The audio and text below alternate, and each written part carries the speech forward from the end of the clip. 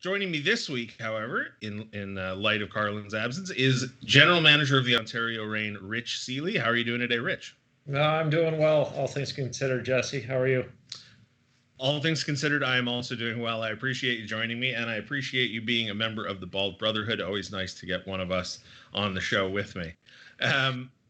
We got a ton of questions about the Reign, but first I want to ask about you because your professional career started not too long before the start of the Manchester Monarchs. And so I'm curious from your perspective about the evolution of the development side, not just of the Kings, but of professional hockey. It feels to me, as a longtime fan of the sport, and I can remember in the late 90s, before the AHL really established itself as the exclusive development league of the National Hockey League, you had the IHL, you had the WCHL, you had the ECHL. The Kings had the Long Beach Ice Dogs, the Phoenix Roadrunners. There were a million different leagues you could play in. Do you think it's helped the sport to have this sort of consolidation of development into one league? Yeah, I think it has, to be honest with you. Back in those days you mentioned, I think in my early on experience, the battle between the American League and the IHL was kind of the battle for what you'd call AAA supremacy, and a little bit over time, I think the one thing that the AHL did really well and kind of figured out is it really it pitched itself to the NHL as the main development league. Like, hey, we want to take a development perspective and help have all the good young talent that is acquired through the NHL organizations come through the doors of the AHL club. So that ended up working well. I think it was a really good pitch with the NHL. And then I would say, in 04, 05 and some of the lockouts when it came into place, the importance of development in being successful in the NHL, I think, has helped that come along with the implementation of a salary cap and some of the structures of the environment in the NHL has changed. And I think part of that environment has been conducive to the growth and kind of prominence of the American Hockey League, where it's kind of gone hand in hand, and development at the NHL level across all organizations is so important. And I think that, the timing of the American League pitch for that development league is just it's worked out quite well. So you're drafted by the LA Kings in 1997. You play 1 year for the Lowell Lock Monsters. 2 years for the Lowell Lock Monsters, and then a few seasons with the Manchester Monarchs, who were at the time the Kings' AHL affiliate. You wind up coaching the Manchester Monarchs when they were the Kings' ECHL affiliate. You're now the general manager of the Ontario Reign, now that they are the Kings' AHL affiliate. So how has the Kings, specifically the Kings side of the development program, evolved over the course of your career? Yeah, drastically, to be honest with you. When I first started, as you mentioned, I started with the Lowell Lock Monsters, who is an American League franchise. And at the time, we actually split with the New York Islanders. So we split an American Hockey League team where half the prospects were Islander prospects and half the team were King prospects. And then that evolution changed. We moved up the road to Manchester. They opened a new building there, and the Kings had their whole American League team to the one organization themselves, and it came out like gangbusters. To be honest with you, even there, they had great fan support and a lot of good players. Came through the doors in Manchester. So that was pretty big, and they were pretty prominent, I would say, early on in the 12 and 14 Stanley Cups for the Kings. I think. You look back at the American League, and the development of a lot of those players played a pretty big role in those teams' ability to be successful.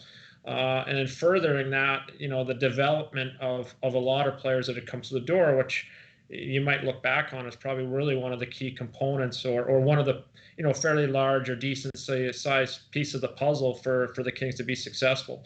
And I think it's continued to evolve today with obviously the close proximity now that the Kings have, and luxury we have with the American League club being so close, and I think it's been pretty positive. Before we get into the Reign, the offseason they've had, and what we can look forward to in 2020, 2021, let's talk about your career. You play in Manchester. You have a couple more seasons in the AHL, and you go and play overseas. And then there's a little gap here where I lose track of you in my research between the end of your playing career and the start of your coaching career. When did you decide that you wanted to go into coaching? It was right when I'd finished playing. I was fortunate enough to play for a little while, and as I kind of say, I ended up fooling them for 12 years or so. And I was fortunate. The last part of the last year of my playing career, I had a little bit of enough foresight to continue some education. So I completed a master's degree in sports management, which was really beneficial for me just in my transition from playing to what I called real world. And my first year after completing that, I worked as an assistant coach at a prep school back east, and that's where I really first knew that I wanted to continue on and with the game of hockey, and in a couple different capacities. I really enjoyed working with the kids. I just really enjoyed it. So that kind of sparked it for me, and I think it's important to follow a lot of your passion, what you're passionate about, and then for me, that quickly came prominent, and I was able to recognize that hey, I really am passionate. I do enjoy it, and I've been fortunate enough to have a few different roles as I've moved forward with this. So the Kings hire John Wroblewski from the U.S. National Team Development Program this summer, and we had a chance to talk to him a few weeks ago for the podcast that we run here, All the Kings Men and the Rainy Day podcast. And one of the questions I asked him, and I'm going to throw it to you as well, he's 39 years old, so he is what is technically known as a Zennial, as are you and as am I. And a Zennial is a micro generation in between Gen X and Millennials, and the reason that somebody much smarter than me decided to observe this phenomenon is that we grew up without the internet, but now in our adult lives we've had it, right? Like, we were young enough when the internet reached ubiquity that we can use it, we're familiar with it, it's a part of our life, but we can remember a world where it never existed.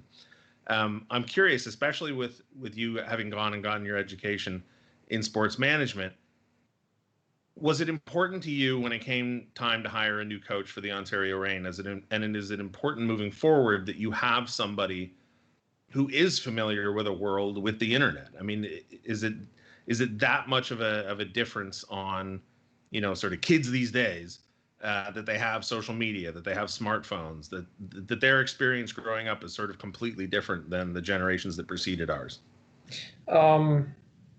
I think it's important that you have an eagerness to learn about the people coming through your dressing room doors today and the different environments that they've grown up in. I don't really necessarily say you have to know one way or another, but you have to have an eagerness to learn. And I guess the way I frame it is, I don't know that a coach's messages drastically change over the years, meaning, hey, we still want hard work and accountability and being a good teammate and having a good attitude and bringing some enthusiasm. Our players need to bring that. But I do believe that the delivery of those messages, those teaching points, definitely need to cater to the people that are coming through the dressing room doors, the athletes that are coming through. And it'd be foolish to think that the generations are slightly different and have different nuances to them. And I think it's important that any educator, teacher, coach, or and management understands some of the nuances and the ways to work through some of those communication things. So let's get into the roster and the actual upcoming season for the Ontario Reign. Currently, under AHL contract, we've got Brett Sutter, Blaine Byron, Jacob Doty, and Nick Halloran. Was that his name? Correct. That's not a lot. I was desperately trying to find an actual link last night to the AHL veteran limit rule. Yep. Near as I could tell, you're allowed 5 players with more than 126 games, is it? Yeah, well, you're allowed to dress 5 players with over 320 American League games. Right. Although it would be an exempt this year that's new coming in, it would be an exempt if the player as of July 1st was 25 years of age or under. So even if he had 340 games but was under 25 by July 1st, he would be excluded from a veteran status. And then there is something which we call an exempt vet who has anywhere between under 320 games but above 260 games. 260. That was the number I was looking for. I apologize. It looks like Brett Sutter is the only player who meets that criteria, whereas last season it felt, at least early in the year, like you had maybe 6 or 7 guys between Mario Kempe and Brett Sutter and Lance Boma. Yep. This year, you've got a ton of kids coming in, whether it's from college, whether it's from overseas, 19, 20, 21 years old. How young do you expect this roster to be coming up? Yeah, I would imagine the average age will probably be around 22 and a half, and around there. It's going to be a younger club. But that's exciting too. I mean, if having a lot of these young kids come in and go through the process together, I think is going to pose some challenges, but also some excitement. The group of kids that are potentially coming through our doors are players that we feel are going to play roles within the Los Angeles Kings roster in a short period of time. So that's very exciting for us to have that responsibility. I think it's nice to be able to augment some of that young talent with the right people and characters, players with experience and how they hold themselves, how they work. And we feel we have one of those in Brett Sutter, who will be returning, and a couple other guys that are on American League contract possess a lot of those characteristics and capabilities. So, maybe there might be an addition of 1 or 2 more, but we'll be a younger club than what we have been in the past. Zach Dooley asked Coach Wroblewski about the balancing act between development and winning, right? And he pointed out that in a game-by-game, moment-by-moment setting, the decision may become clearer when it comes to trying to win a game, but if you pull back and try and take the long view of developing players, the decisions might get a little bit muddled. I'm not going to ask you what's more important. I'll just ask you this. What does development look like in 2020, 2021, when you have guys like Cole Hults, who are coming out of celebrated collegiate careers, or whether it's Rasmus Kupari, who's coming from overseas? Does every player have the same timeline? Obviously they wouldn't, but does development look the same to every player, or is it detailed to each player's strengths? Yeah, I think development for each player is going to be unique to their skill set and where they're at. Obviously, we're excited about a lot of these players. Come from varied backgrounds, whether it be college or pro leagues over in Europe, or in the CHL and the junior leagues. But everybody's going to be slightly different. Some guys adjust to the pro game is easier than others, and some it takes a little bit longer. And our job is to make sure nobody's left behind. And obviously, we want to do that as soon as possible, and move them along, and have them ready to put on a Kings jersey as quick as possible. Who wouldn't? But I don't know.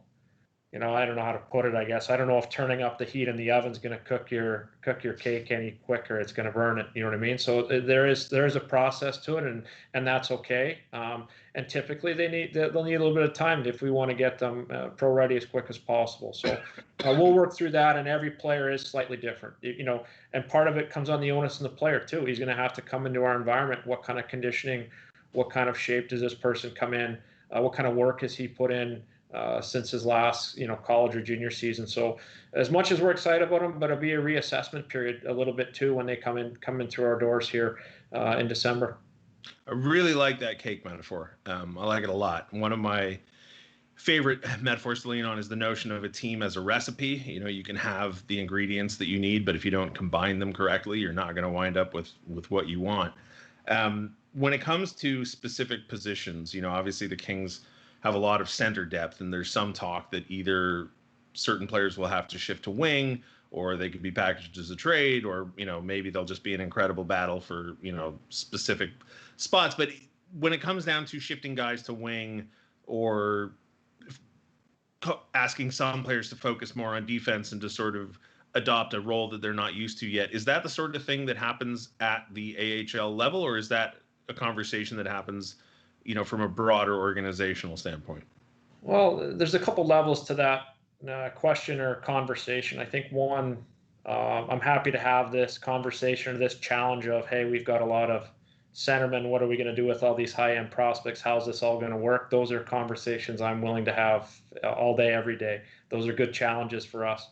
I think the one, I guess if a player comes into the American League and a coach, talking to his team the first time and says, raise your hand if you've played on the power play last year or in your career leading up to this point, I think pretty much the whole team at one point or another would raise their hand, and that's not going to be the case at the American League. As you move up in levels, it gets more difficult, and as we go, we will continue to define roles for our players and based on their skill set and things they can do. So I think it's a good challenge to have. I think on one level, we want to continue to develop players from some of their skill sets. If there are certain situations where we think it's most conducive for a player to experiment going from center to wing, that might be the best for the player's growth and development to play in the NHL and align with the Kings' interest, then we'll have those conversations for sure.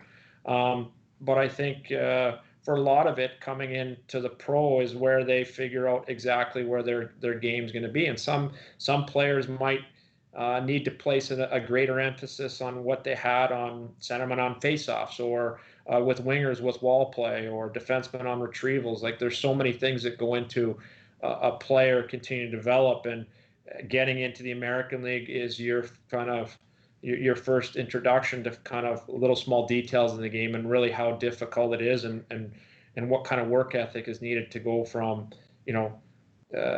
being an everyday NHLer. And for a long time, there's a big difference in signing your first pro contract. For us, that's just the beginning, and for some guys, that's those are probably the little learning lessons that go along, particularly in the first year of pro hockey. Last question, and I'll let you go on about your day. Was there one player last season for Ontario that really caught you by surprise and exceeded expectations? Yeah, I don't know if it exceeded expectations or caught by surprise, but one player that I was really excited about was Mikey Anderson. A lot of the players I like a lot, and unique skill sets, but he was one that for me, had watched some video, had high hopes and aspirations for, but just really liked the way he played, the composure, the way he carried himself, his work ethic, his ability to make some small plays, his attention to detail. There's just a lot of things that go into his game that I felt he was a little bit mature beyond his years, and quickly began to appreciate why he had such success at Minnesota Duluth and with the U.S. national junior team and program there in his World Junior stints. So he was one that I just thought did a great job as a young defenseman coming into the league. It's very difficult, and I thought he handled that transition well, and hope he can continue that development. Feels like everybody we talk to about Mikey Anderson swears that he'll be wearing a letter for the Kings someday, or some other team eventually. Is that a future you see for him? I don't know if it's fair to put. I think there's capabilities there. I don't know if it's fair to say, hey, yeah, he's destined to do that. I mean, a lot of work still needs to go into his game, but he's definitely got. I would say definitely got a lot of characteristics and qualities that I would definitely want. A player having a letter on my jersey. So hopefully he can continue to put that work in and development and develop. And that's, it's going to be on us to try to put him in the right situations, and it's going to be on him to make sure he's putting the work in over the summer times. Excellent. Well, we thank you very much for joining us, Rich. We appreciate it. We look forward to talking to you again. No, absolutely, Jesse. Thanks for having me on. Have a good afternoon.